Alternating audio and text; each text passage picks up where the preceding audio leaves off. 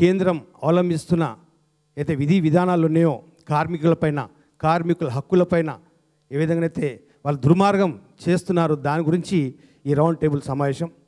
ఎందుకంటే మనము ఈ కార్మిక చట్టాలు 1936, 1950లో సాధించిన చట్టాలు, అవి ఆ చట్టాలను ఇలా 4గా కుదించి 2019లోనే ఇంప్లిమెంట్ చేయాలని చెప్పేసి, అప్పుడు కరోనా టైం, అప్పుడే ఇంప్లిమెంట్ చేయాలని చెప్పేసి కేంద్రం ఆలోచనలు ఉండే. ఆ టైంలో ఒక దిక్కు రైతులకు 3 చట్టాలు తీసుకొచ్చి వాళ్ళు ఇంప్లిమెంట్ చేస్తా అంటే రైతులంతా పెద్ద ఆందోళన చేసి సంవత్సరం వరకు ఆందోళన చేసి కొంతమంది రైతులు బలిదానమైన మనందరూ తెలుసు. ఆ సమయంలో central public sector trade unions అందరు కలిసి ఉద్యమాలు చేస్తే దాన్ని ఆపుతూ ఇప్పటిదాకా 5 సంవత్సరాలు ఆపడం జరిగింది. ఉట్టనే ఆపలే, దాన్ని వ్యతిరేకించినాం. మేము ఇలా దేశంలో ఉన్న అన్ని ట్రేడ్ యూనియన్స్ వ్యతిరేకించినాం ఎక్సెప్ట్ బిఎంఎస్ తప్ప. ఈరోజు మొన్న ఎలక్షన్స్, బీహార్ ఎలక్షన్స్ గెలవంగానే 21 నవంబర్ నాడు ఈ నోటిఫికేషన్ జారీ చేయడం జరిగింది. మనం ఒకటి ఆలోచించాలి, ఈ చట్టాలు వస్తే మన హక్కులు అడగడానికి కూడా మనకు ఆస్కారం ఉండదు, మనం యూనియన్లు పెట్టుకోవడానికి కూడా ఆస్కారం ఉండదు. ఎందుకంటే ఇప్పుడే పెద్దలందరూ చెప్పారు, మన హెచ్ఎంఎస్ లీడర్ కూడా చెప్పారు, ఎయిర్లైన్స్ వాళ్ళు కూడా చెప్పారు, మనకు ఏవైతే మనము పోరాడి చట్టాలు సాధించినామో ఆ చట్టాల వల్లనే మనము ఇవాళ యజమాన్యాన్ని మన కార్మికులకు ఏమైనా ఆపద వస్తే అడిగే అవకాశం ఉంటుంది. ఇవాళ మీకు ఓటీలు ఇస్తున్నాము, మీకు 8 గంటలు 10 గంటలు చేసుకోవచ్చు, మీకు అన్ని సౌకర్యాలు ఇస్తున్నాము, మీకేం తప్పు ఉంది అనే విషయాల మీద చర్చిస్తున్నారు. అవన్నీ తప్పు. మనకు ఇవాళ మా బీడీఏలో కానీ ఏ ప్రభుత్వ రంగ సంస్థలో కానీ ఒక 4 ట్రేడ్ యూనియన్లు ఉంటే ఎవరికి మెజారిటీ వస్తే ఆ యూనియన్కి రికగ్నైజ్ ఇచ్చే విధంగా మన హక్కులు ఉన్నాయి.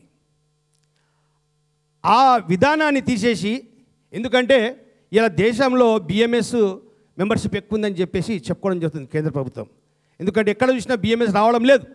బిఎంఎస్ వాళ్ళకు కూడా రూలింగ్లో రావాలంటే ఏంటంటే 20 ఓట్లోనికి వచ్చిన కూడా లీడర్షిప్ ఇవ్వాలి, 30 ఓట్లు వచ్చిన కూడా లీడర్షిప్ ఇచ్చే విధంగా పెట్టడం జరిగింది.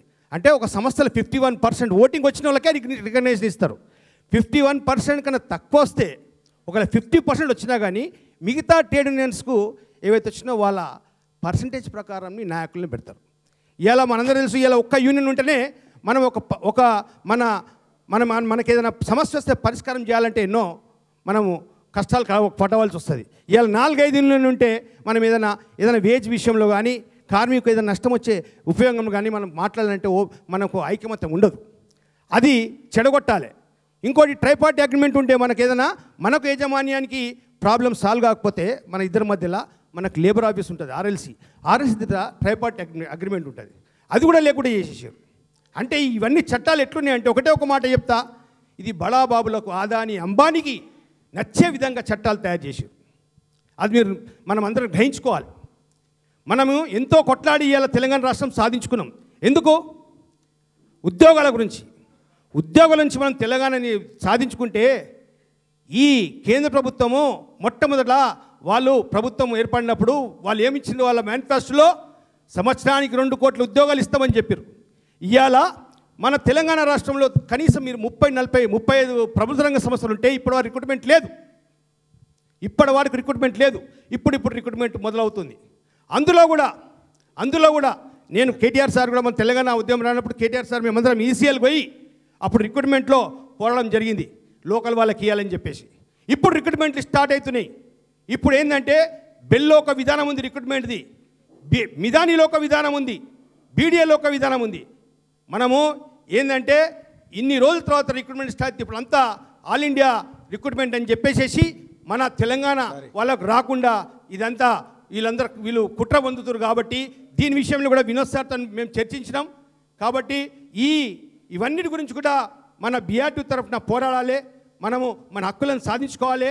ఈ హక్కుల విషయంలో మేము BR2 తరఫున కంపల్సరీ మేము ఇలా CI2 కానీ HMS కానీ INTC కానీ అన్ని యూనియన్లతో ఎన్నోసార్లు CPS2 మీటింగ్లు పెట్టి మీటింగ్లో పాల్గొని కూడా మేము ఇలా వాళ్ళు ఇచ్చిన యొక్క ఏదైతే ధర్నాలు ఉన్నాయో, ఏవైతే ఉన్నాయో, స్ట్రైక్లు ఉన్నాయో ఇంట్లో పాల్గొన్నాం.